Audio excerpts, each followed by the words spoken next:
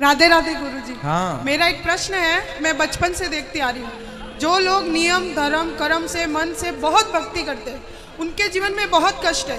सबके जीवन में कष्ट है जो भी भक्ति करते हैं।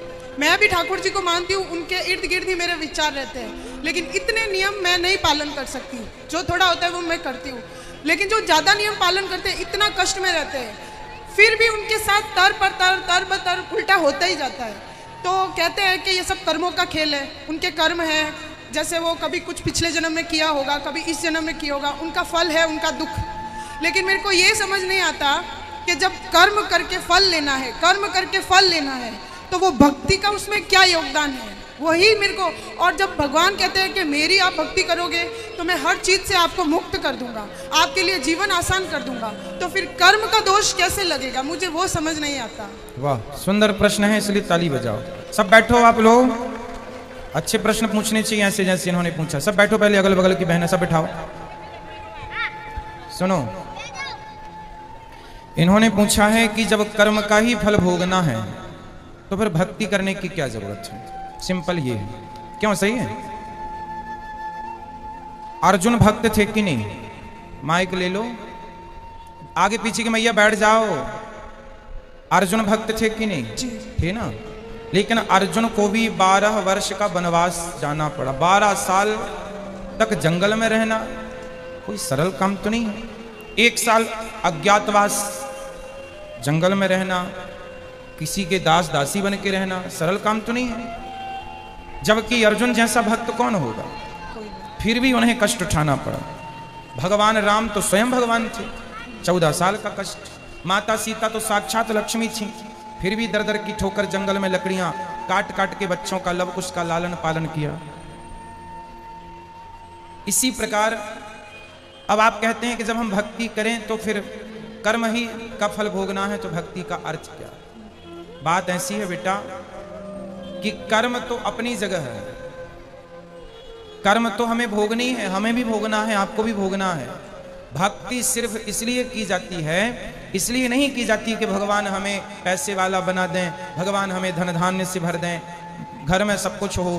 भक्ति का मतलब पैसा पाना नहीं, भगवान से बेटा बेटी मांगना नहीं।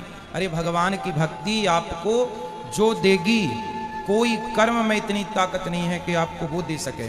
अब उदाहरण से समझो, विभीषण को लंका का राजा बना दिया, क्या विभीषण का कोई ऐसा कर्म उसे राजा बना सकता था?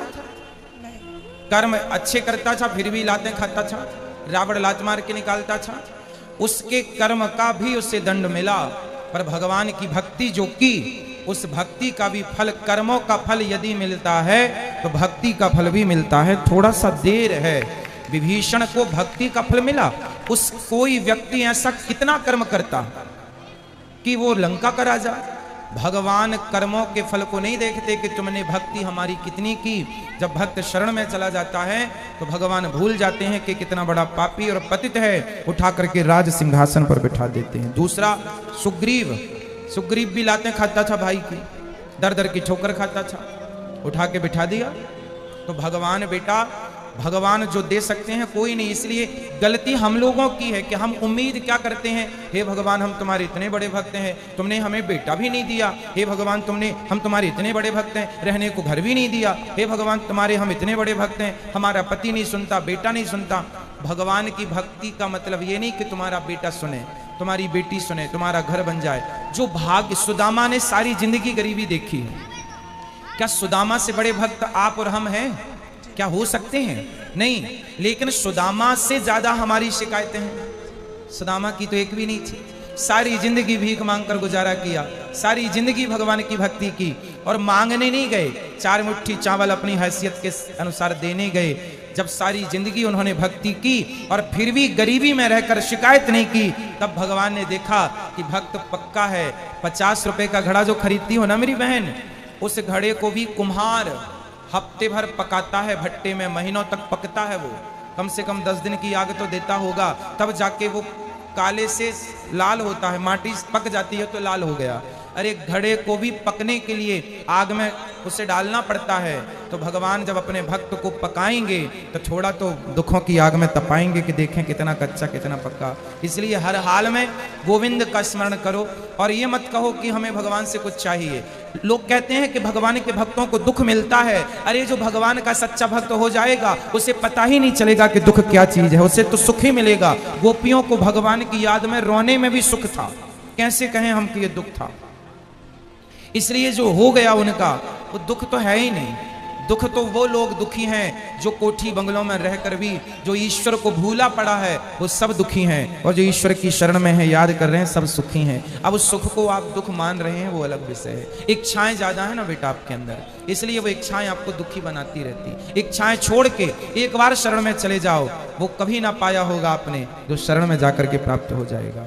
एक बार सच्चे होकर जाना। गुरुजी एक प्रश्न और है, जैसे मैं आसपास देखती हूँ, मेरे आसपास जीवन में भी देखती हूँ, जो भक्त है चलो उनका मैं समझ गई कि वो दुख है क्यों है, भक्ति का क्या महत्व है। लेकिन जो भक्त को दुख दे रहा है, जो उसको गाली दे रहा है, उसको उस चीज़ का एहसास भी नहीं होता। मुझे नहीं समझ आता वो क्या सोचता है, वो ऐसा क्यों करता है। और उसका पूरा जीवन अच्छे से चल रहा होता है और वो भक्त रो रहा होता है, और उसका पूरा जीवन अच्छे से चलेगा। अगर उसको सजा मिलेगी तो वो भी मरने से कुछ दिन पहले, तो उसका जीवन तो मजे से गया और भक्त का पूरा जीवन रोने में या कष्ट में तकलीफ में गया। तो फिर उसका भक्ति न करना या करना, उसमें क्या उसमें अंतर हो गया। फिर वो तो दुख दे के मजे कर रहा है, अंत में 4 दिन भुगत लिया और फिर चल लिया। वो बेचारा भक्त पूरा टाइम रोता रहता है, गाली जो खाता भक्त होता है ना बेटा, आप किसी भक्त को जाकर पत्थर मारिए, आप किसी भक्त को जाकर के लाठी और जूते से मारिए, तो मारने वाले की तरफ भक्त जब देखता है ना तो वो ईश्वर से प्रार्थना करने लगता है, हे भगवान इसने मुझे जूते मारे हैं, हे भगवान इसने मुझे पत्थर और लाठियां मारी हैं, हे भगवान इसे क्षमा कर देना। क्योंकि भगवान बड़े गुस्से में आ जाते हैं जब कोई भक्त को मारता है। पर वो भक्त, आज की कथा सुनी आपने, द्रौपदी के 5 बेटों को मार डाला था अश्वत्थामा ने, और भगवान ने पूछा कि बता क्या करूं इसके साथ। तो द्रौपदी ने क्या कहा, छोड़ दो छोड़ दो। कोई भक्त यदि बदले की भावना रखे बैठा है तो भक्त हो ही नहीं सकता। भक्त तो ये चाहता है कि इसने गलती की है पर भगवान इस पर क्षमा करना, और भगवान क्षमा करते नहीं है। विभीषण को लात मारा रावण ने, मारा लात मारा भगवान ने, भगवान को भक्त को भगवान ने कहा रावण तुमने मेरी छाती में लात मारे होते ना मैं तुम्हें माफ कर देता, तुमने भक्त को मारा है इसलिए माफ नहीं सर्वनाश करूंगा, कर दिया। एक बात बताओ कि जब तक रावण ने विभीषण को लात नहीं मारा तब तक राम जी ने लंका में एक भी बाण छोड़ा हो, एक भी नुकसान किया हो लंका का, तो मुझे बताओ। रावण ने सीता मां को चुराया, जयंत ने सीता मां के चरणों में चोंच मारी थी तो बाण छोड़ दिया था, त्रैलोक्य में जयंत को बचाने वाला नहीं मिला, चरणों में चोंच मारी थी केवल, और रावण तो पूरी सीता उठाकर ले गया। तो क्या राम जी बाण वहीं से बैठे बैठे ना मार देते, रावण तो मर जाता। लेकिन नहीं, राम जी ने कहा कि रावण भले मेरी पत्नी का हरण किया हो लेकिन मेरे भक्त को रोटी खिलाता है विभीषण को, इसलिए मैं बाल विवाह का नहीं करूंगा। लेकिन जब उस भक्त को लात मारा तो राम जी ने सर्वनाश कर दिया। भगवान कहते हैं तुम मुझे लात मार दो सह लूंगा, मेरे भक्तों को मारोगे विनाश कर दूंगा। इसलिए मेरी बहन आप जो कह रही हैं कि भक्तों का अपमान करके लोग मजे से रहते हैं, नहीं, उनको जब मिलेगा ना दंड, भगवान थोड़ा सा देर, God mills grand slow but sure, ईश्वर थोड़ा धीरे चक्की चलाते हैं, पिसता है उनके घर आटा धीरे पर पिसता जरूर है। हिसाब तो पाई पाई का रखते हैं ना भगवान, जब देंगे ना तो खूब नानी याद आएगी। और आप ये मत सोचो जैसे मैंने, आप भक्त हो, आप भक्त हो और मैंने आज आपको अपमानित किया, आपको मारा मैंने, तो आप तो भक्त हैं, आप तो मेरे से कोई ना कुछ ना कहेंगे और मैं तो मौज से रह रहा हूं। लेकिन मेरे जीवन के आखिरी तक और जो अगला जन्म होगा वो सारे जन्म में इस जन्म का ये दंड भोगना पड़ेगा।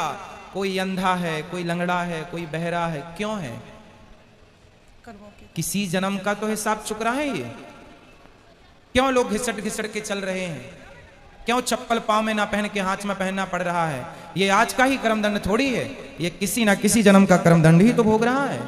तो ईश्वर के घर देर है, अंधेर एक प्रश्न और लास्ट, जैसे भगवान कर्म की सजा देते हैं, उसको सजा मिल रही, वो पूरा जीवन सजा ले रहा है, लेकिन उसको ये ज्ञात ही नहीं है कि उसको सजा क्यों मिल रही है और वो गाली दे रहा है, तो उस सजा का क्या फायदा। ज्ञान नहीं हो सकता बेटा, ये तुम्हारे और हमारे हाथ में नहीं है, यही तो ईश्वर के हाथ में है। मिलेगा बस, ये श्योर है, ये कन्फर्म है, बट ये नहीं कन्फर्म है कि आपको किस दंड पाप का। भीष्म पितामह को बाणों की सैया मिली। भीष्म पितामह ने कहा कि मैंने तो कोई पाप नहीं किया, मैंने तो कोई अपराध नहीं किया, मैं तो अपने 20 जन्म पुराना मैं जानता हूं। भगवान ने कहा 20 जन्म तक तो जानते हो, 20 जन्म के पहले 21वां जन्म देख लेते तो मिल जाता। एक सांप को कांटों के ढेर में फेंक दिया था 21 जन्म पहले, उसका दंड आज मिल रहा है भीष्म पितामह को। तो हमारी और आपकी सोच, हमारी और आपकी बुद्धि से ईश्वर का न्याय परे है।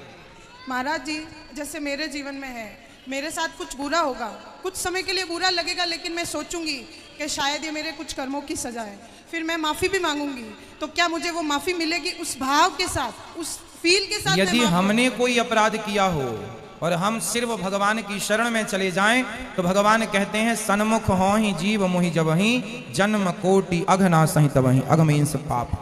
जो मेरे सन्मुख आकर मेरा हो जाता है, मेरे में आत्मसमर्पण कर देता है, मैं उसका हो जाता हूं और उसके सारे अपराधों को क्षमा कर देता हूं।